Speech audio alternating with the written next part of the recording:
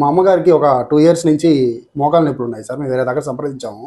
So అక్కడ సంప్రదించడం వల్ల వాళ్ళు ఏం చెప్పారంటే, ఈమెకి 55 ఏళ్ళు వచ్చేంత వరకు ఆపరేషన్ చేయకూడదు, టాబ్లెట్లే వాడాలని చెప్పారు. సో టాబ్లెట్ వాడడం వల్ల కిడ్నీలకి వాటికి అంత ప్రాబ్లమ్స్ ఉంటాయి కదా సార్ నార్మల్గానే. ఇప్పుడు దానికి ఏమన్నా ఆ పరిష్కారం ఉందంటారా?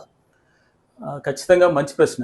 యాక్చువల్‌గా చాలామందికి ఇప్పుడు తక్కువ వయసులోనే మోకాళ్ళ అరుగుదల అనేది చూస్తున్నాం.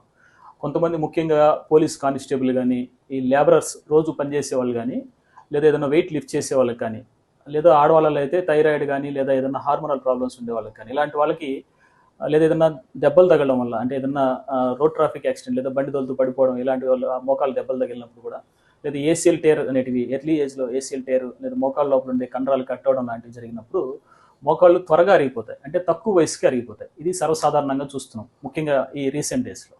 దీనికి ఇప్పటివరకైతే మామూలుగా అల్లోపతి ప్రకారం అయితే టాబ్లెట్లు వాడుతూ ఒక 50 సంవత్సరాలు, 55 సంవత్సరాల వయసు వరకు టాబ్లెట్లు వాడుకునేది మాత్రమే పరిష్కారంగా ఉండేది.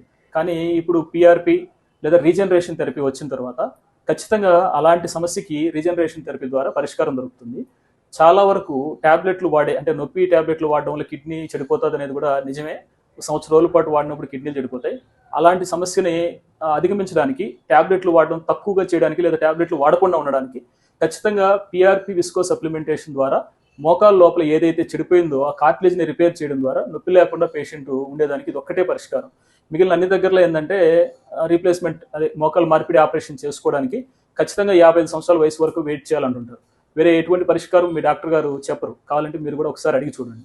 అలాంటి సిచ్యువేషన్‌లో ఖచ్చితంగా ఈ పీఆర్‌పీ విస్కో సప్లిమెంటేషన్ ద్వారా మోకాళ్ళని తిరిగి రిపేర్ చేయడం వల్ల బెనిఫిట్ అవుతది. పేషెంట్ పెయిన్ కిల్లర్స్ ఎక్కువ మింగకుండా కాపాడడానికి ఖచ్చితంగా కుదురుతుంది. Okay sir. Thank you sir. దాన్ని